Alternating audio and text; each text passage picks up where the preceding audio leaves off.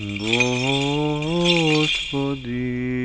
Исусе Христе, Сине Божий, помилуй меня грешного. Сина и Светиот Дух. Амин. Возлюбени во Христа Бога, братья и сестры, Бог се яви. Вистина се яви. Бог се яви. Вистина се яви. Бог се яви. Вистина се яви. Во денешната евангелска перикопа, прочитана од Евангелието според Матеја, Светиот евангелист Матеј се подпира своето кажување за Христа крстениот во водите јордански, го подпира врз едно старозаветно кажување, изречено и запишано од светиот пророк Исаи во книгата на истоимениот пророк, во која што се вели дека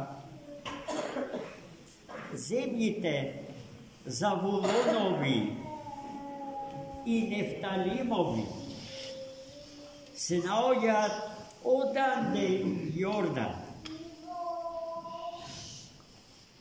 во оној дел од Галилеја за која што светиот пророк Исаи вели дека била паганска, незнабожеска. Луѓето што во незнаење за вистинскиот Бог живеат на тие географски простори според старозаветниот пророк Исаи, се луѓе и народи кои што живеат настрана од свештените збитнувања во свештената историја на човекот и на светот, во сенка смртна, како што поетски се изразува светиот пророк Исаи. Но во денот, кога Христос се крсти во водите јордански и во тие краишта на Галилеја, оданде, од другата страна на Јордан, блесна, мокна, духовна светлина, со сила да ја растера темнината од седењето во сенките смртни. Зошто сето тоа тогаш и така се случи? Не само заради фактот дека во крштевањето Христос со својата божествена природа и со неговата човечка природа во се усогласена и врамновесена со неговата божествена природа, ја освети природата на човекот и природата на светот.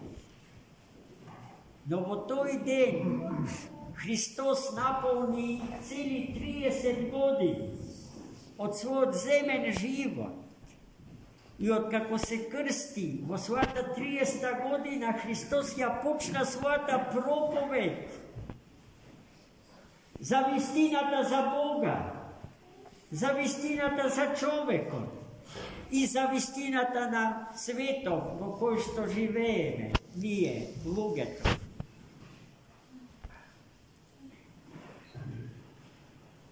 Првите зборови што Христос ни ги упати на сите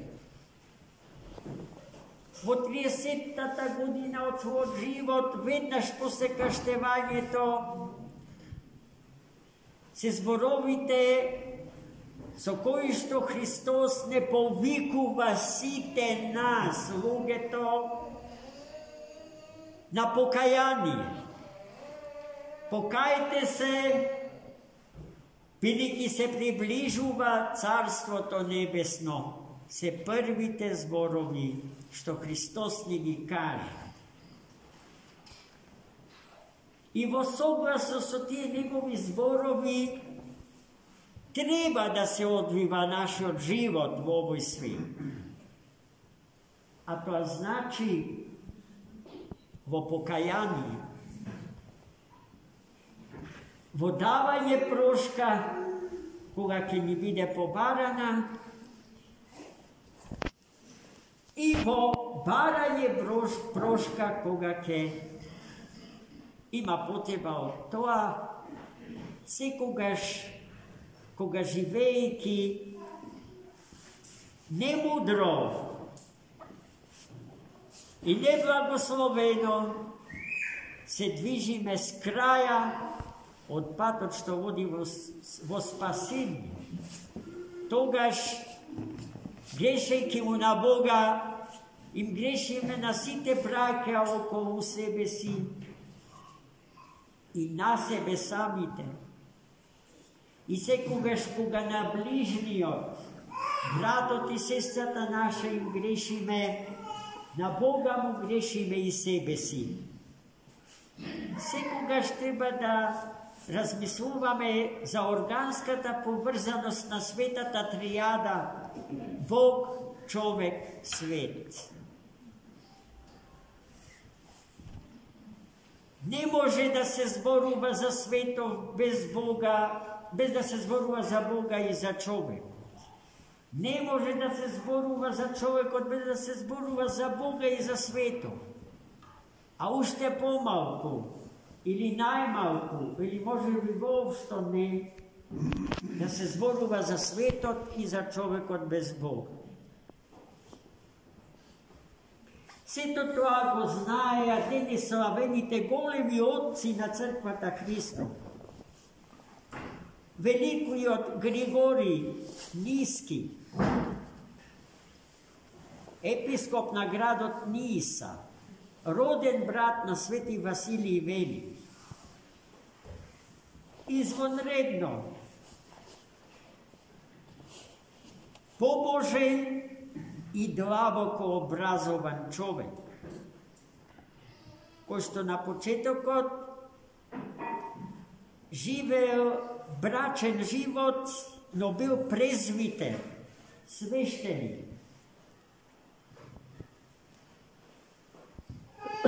Во Кападуки, неговата сопруга, млада, преминала од овде во светот каде што сите ќе отиде. Била многу умна, извонредно воспитана и образована жена. Но откако свети Григорий останал сам,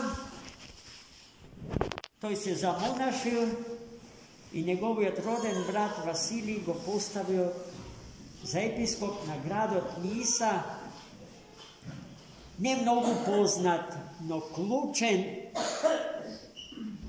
од стратешки причини за чување на светата православна вера од наездата и безобзирните напади на многуте пројавени ереси од аријанско произхождение. Свети Григорий Ниски одлично се справувал со сите, бидејќи бил врвен духовник и ненадминат интелектуалец. Одличен познавател на сите науки, особено на теологијата и философија. Неговите теолошки трактати се многубројни. И денес недоволно истражени и проучени, поради што свети Григорий Ниски заедно со свети Максим Исповедник се истражуваните богослови во православната, во светот на православното богомислие денес. За свети Григорий Ниски како богослов може да се зборува многу, се разбира. сати и сати. Но тоа што треба во ова наша кратка беседа за него да се каже следново. Одлично ја познавал грчката паганска философија, но и севкупното библиско знаење на Светата Црква Божја, поради што го напишал познатото дело Животот на Мојсеј,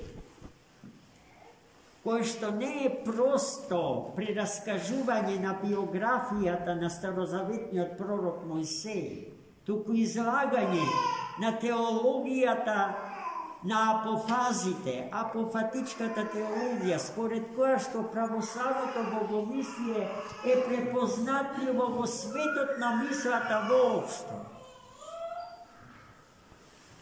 Патот што го поминува Мојсеј од подножието на Синај до врвот на Синајската гора е патот на апофазите, патот на духовното растење на човекот, патот на обожувањето на човекот по силата на благодатните енергии и сили Божи. Зашто целта и смислата од историското постоење на човекот е обожувањето на човекот. Да стане Бог од Бога по благодат, вели свети Григорий Ниски. Вториот светител што денеска го славиме, живеел, ако свети Григорий Ниски живеел кон крајот на 4-тиот и почетокот на 5-тиот век, светиот Теофан, затворник, епископ Вишински, живеел во 19-тиот век. Па гледајте колкава е временската разлика меѓу нив двајцата. 1500, како му доаѓа? 1500 години од прилик. Слаб математичар. Но по дух, тие како да се родени браќа, како свети Теофан затворник да е третиот брат на Васили Велики и Григорий Ниски. Од угледна руска фамилија, со големо духовно и интелектуално наследство, му се предавал на Бога од детски години, одлично владеел со сите науки, ги завршил сите високи училишта, заземал многу високи функции во животот на Руската православна црква пред револуцијата, автор е на неброени дела, чија тежина е антологиска, поради што свети Теофан затворник со право сите ние, без малку негови современици, го сметаме за рамен на најсветите отци од златната патристичка епоха. А тоа е 4-тиот и 5-тиот век после Христа. А тоа значи дека свети Теофан затворник е и по дух, и по мисла, и по стил на живење еднакво, во се равен со свети Григорий Ниски. Како млад човек, кој што се бавел сериозно со наука, влегол во екипата на еден од најголемите истражувачи на христијанската литература во 19-тиот век, Порфирий Успенски. Епископот Порфирий Успенски вечно го не задолжи сите нас, христијаните, ама и сиот културен свет, со се она што тој го откри, истражувајќи ги дотогаш неистражените библиотечни фондови на манастирот Света Екатерина Синајска. Дел од екипата на епископот Порфири Успенски бил и денес авениот Свети Теофан, затворник, епископ Вишински. Но Свети Теофан бил слободен од сите страсти, целосно бестрастен човек. А тоа значи безмерно слободен пред Бога и пред луѓето човек. За него не била важна кариерата, местата што ќе ги заземе во хиерархискиот систем на Светата Црква Божја, туку пред се близината Божја и потребата со целиот свој живот на Бога да му служи, на Бога да му угоди. Поради што, иако е епископ, тој се откажа од управувањето со Вишинската епархија и се оддалечи во пустиња, каде што го помина, речиси, целиот свој живот во дружба со најсветите отци и философи на црквата, така што ги читал нивните несмртни дела и ги преведувал од грчки на руски јазик. Тие преводи се можам да кажам во службена употреба и денеска во православната црква. Јас не знам што би правеле ние православните македонци во Македонија без тие преводи на Свети Теофан. Затоа 25 години ништо друго не работел, освен што се молел и ги преведувал светите отци на Светата Црква Божја, но и секојдневно примајки пошта со над повеќе од 20 или 40 писма, во кои што разни луѓе од разни средини, од разни страни на тогашна Русија му поставувале тешки екзистенцијални прашања од судбинско значење за нивните животи. Свети Теофан, затворник, наоѓал време за сите ни, со невидена едноставност и леснина ги одговарал најтешките прашања и ги враќал во живот обезнадежените, обезмислените, очаените, поради што, еве и поради тоа, ние не можеме овој голем светител да го заборавиме. Слава му на Бога, денеска многу браќи и сестри свести за големината на денес славениот светител од Русија, Теофан Говоров.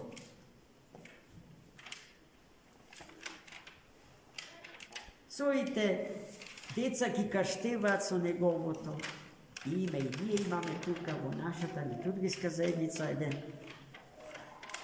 псалт кој што го носи неговото име и денес слави имен ден. Тоа е десната рака на нашиот хорерархос Димитри. Господ милостив да ни ја даде силата и мудроста на денес славените отци и никогаш да не го заборавиме повикот што Христос на денешен ден во својата 30 годишна возраст ни го упати на сите нас. Покајте се, зашто Царството Небесно е близко, се ближи. Амин. Бог се јави. Вистина се јави.